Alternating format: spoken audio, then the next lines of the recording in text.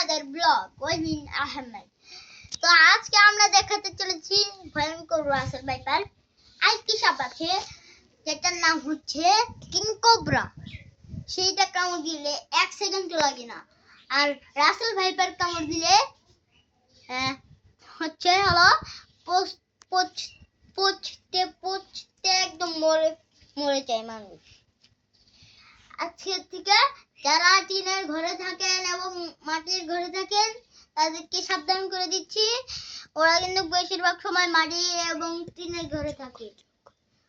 অজগর সাপ কিন্তু থাকতে পারে। আপনারা সবাই একটা লাইক করে দিবেন।